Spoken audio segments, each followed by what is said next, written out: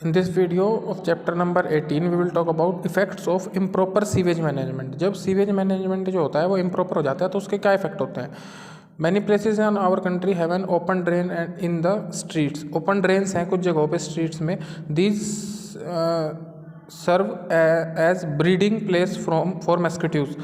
जो मॉस्किटोज होते हैं, मच्छर होते हैं, उनके लिए ये एक ब्रीडिंग प्लेस की तरह काम करता है जहाँ पे वो अंडे दे सकते हैं। ठीक है। When mosquitoes multiply they cause disease like malaria and chikungunya. जब इनकी एक मल्टीप्लाई होती है, मल्टीप्लिकेशन से यहाँ पे मतलब है कि जब एक नंबर में बढ़ोतरी होती है तो वो क्या करते हैं, मलेरिया और चिकनगुनिया जैसी बीमारियाँ पैदा करते हैं। The drain also attracts a lot of files and insects with which feed on the refuse and separate diseases. जो क्या करती हैं, जो ड्रेन जो होता है वो अट्रैक्ट करता है बहुत सारी मक्खियों को, इंसेक्ट्स को भी, और उससे भी क्या होते हैं, जो क्या करते हैं, डिजीज बढ़ाती हैं। Open drains gets easily blocked by plastic bags and garbage dumped into the specially during monsoon. जो ओपन ड्रेन्स होते हैं वो क्या होते हैं, प्लास्टिक बैग और कचरे से भी ब्लॉक हो जाते हैं। Blockage leads to overflow of the drain, growth of micro organisms and pests, all this cause unbearable stench too. ठीक है। क्या होता है, उससे जब बंद हो जाएगी और जो ड्रेनेज है आपका वो ब्लॉक हो जाएगा तो उसके बाद में ओवरफ्लो भी होगा।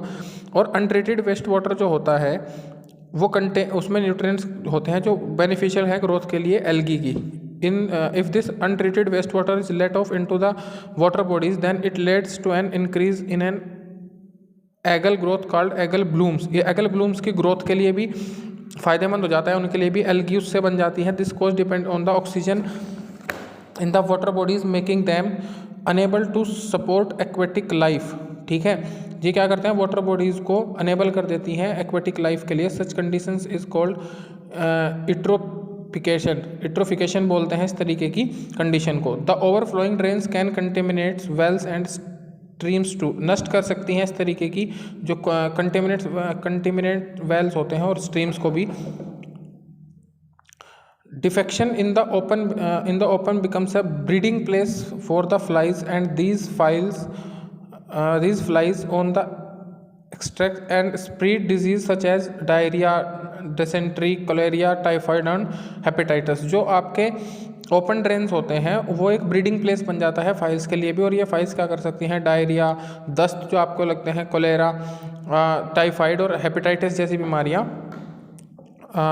पैदा कर सकती हैं। Importance of sanitation. सैनिटेशन का इंपॉर्टेंस क्या है, sanitation is the hygiene practice of ensuring cleanliness of our surroundings to maintain good health. जो आपकी सैनिटाइजेशन है वो क्या है, एक हाइजीनिक प्रैक्टिस है जिससे कि हम अपने आसपास की चीज़ों को हेल्थी रख सकते हैं। Sanitization can be mentioned by the proper disposal और refuse the waste product due to human activities. जो ह्यूमन एक्टिविटीज़ के थ्रू वेस्ट प्रोडक्ट होते हैं उनका एक प्रॉपर डिस्पोजल जो है उसको बोलते हैं sanitisation. This can be done by ensuring the proper usage of toilets, sewer systems, treatment of wastewater, safe disposal of garbage, and implementing personal hygiene practice। Personal hygiene practices toilets का सही से use करना, sewer systems को use करना, treatment of water और safe disposal को use करके हम ये काम कर सकते हैं। जो फ्यू स्टेप्स हैं वो क्या है, people in rural and urban areas should be educated about sanitation. Sanitation के लिए एक एजुकेट होना पड़ेगा लोगों को जो अर्बन रूरल एरियाज़ के हैं। The government should provide monetary aids for the construction of proper sewerage। Government को भी एक प्रॉपर सीवरेज के लिए एक मॉनिटरी प्रोवाइड करानी चाहिए। Sufficient toilets should be constructed in public places. Public places में टॉयलेट्स बनाने चाहिए। If sanitation is such places is poor, disease can be spread fast. People for travelling through one place to another can act as carrier of diseases. क्योंकि इन जगहों पे क्या है कि लोग बहुत सारी जगह से आते हैं, चले जाते हैं, तो वो एक कैरियर बन सकते हैं डिजीज़ के। Wash basins with clear water supply and soap should be provided. Wash basins clear water की सप्लाई और सोप को प्रोवाइड कराया जाना चाहिए। प्रॉपर डस्टबिन होनी चाहिए। सराउंडिंग्स जो होती हैं उनको क्लीन रखना चाहिए। गार्बेज जो होता है उसको पब्लिक डस्टबिन जो होती हैं उनको क्लियर रखना चाहिए। Waste water from various sources should be treated before it's let into the bodies of use. मतलब वेस्ट वाटर जो होता है उसको पहले से ट्रीट कर लेना चाहिए अच्छे से। All the open drain should be covered. जो ऑल ओपन ड्रेन्स हैं उनको कवर कर लेना, जो खुली नालियाँ हैं उनको कवर कर देना चाहिए। Precaution should be taken to prevent pollution of surface water and ground water due to leakage of sewerage system. जो सीवर सिस्टम में लीकेज हो जाता है उसकी वजह से पानी खराब हो जाता है, उसका ध्यान रखना चाहिए। स्लग मैनेजमेंट का तरीका क्या है, मेथड्स जो हैं, slug can be incinerated in slug incinerators to convert into ashes which can be used construction purpose or to supplements the nutrients in the soils। मतलब एक तरीके से खाद बनाई जा सकती है और कंस्ट्रक्शन पर्पस में भी यूज़ कर सकते हैं। ठीक है जी, ये होता है slug integrator. Dewatering of the slug can be done by the slug drying machines or it can be allowed to dry on sand beads where the water evaporates and percolates into the sand. The left over solid waste is used in the manufacturer of fertilisers. मतलब एक तरीके से पानी को कम करने के लिए slug drawing machine को हम यूज़ कर सकते हैं। The gas produced by aerobic bacteria acting on the slug is an aeration tank is used as a biogas which source of energy cooking and electricity. जो गैस प्रोड्यूस होती है aerobic bacteria के acting से, उसको हम biogas बोलते हैं और उसको कहाँ यूज़ कर सकते हैं, सोर्स ऑफ एनर्जी और कुकिंग के लिए हम यूज़ कर सकते हैं। अल्टरनेट मेथड्स को क्या हो सकते हैं वेस्ट वाटर के लिए, ये है septic tank. The houses in the village are far away and too few so it is uneconomical to build a sewage system in such areas. अब जो गांव हैं वो बहुत दूर हैं और बहुत वहाँ पे जो है ना एक इकोनॉमिकल नहीं है सीवेज सिस्टम को बनाना। One of the alternate method, जो अल्टरनेट मेथड है, is to building septic tanks बना। In this system sewage from house flows through drains and into the underground tanks made of cement and stone. मतलब cement और stone का एक underground tank बना सकते हैं जहाँ से कि ड्रेन होकर जो वेस्ट वाटर है वो उसमें चला जाए। तो solid waste in the sewage settle down. अब जो सॉलिड वेस्ट है वो तो नीचे बैठ जाएगा। Anaerobic bacteria in the tank decompose the solid waste. जो एनारोबिक बैक्टीरिया होता है टैंक में वो क्या कर देगा, सॉलिड वेस्ट को डिकम्पोज कर देगा। Waste water then moves out of perforated pipes into the soil and percolates into the soil. अब जो वेस्ट वाटर है उसको बाहर निकाला जा सकता है परफोरेटेड पाइप्स के थ्रू और उसके बाद में if then gets filtered through the pores of the soil and joins the ground water. उसके बाद में वो क्या हो सकता है, पोर्स जो होते हैं उनके थ्रू उसको पोर्स के थ्रू वो फिल्टर हो सकता है और उसके बाद में वो ग्राउंड वाटर में जाके मिक्स हो सकता है। Production of biogas from waste water, biogas हम प्रोड्यूस कर सकते हैं।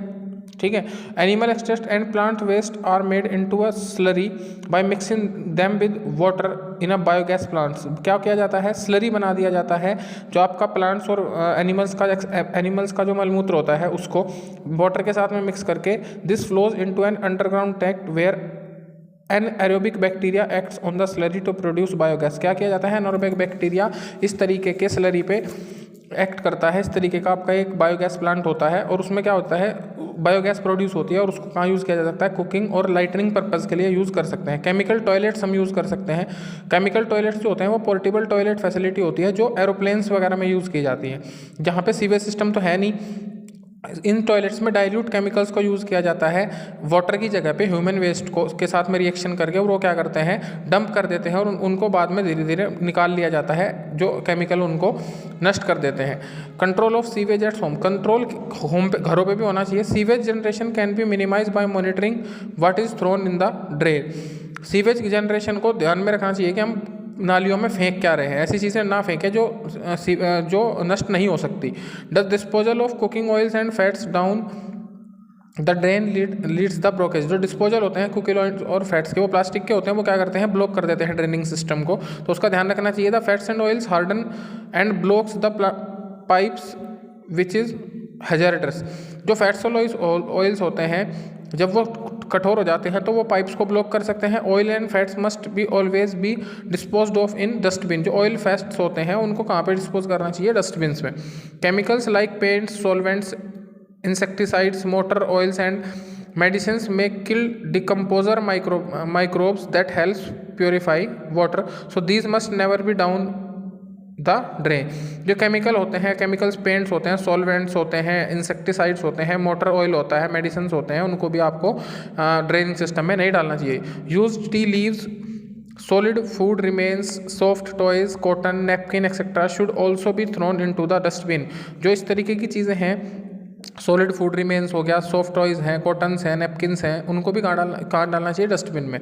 These waste choke the drain, ये क्या करते हैं, ड्रेनिंग सिस्टम को, नालियों को क्या कर देते हैं, चोक कर देते हैं। They do not allow the free flow of oxygen, और वो ऑक्सीजन के फ्री फ्लो को भी रोकते हैं। This hampers the degradation process of the garbage by micro organism. जो माइक्रो ऑर्गेनिज्म के थ्रू जो डिग्रेडेशन हो जाता है गार्बेज का, ये उसको भी रोक देते हैं, क्योंकि जब उनको ऑक्सीजन नहीं मिल पाती है।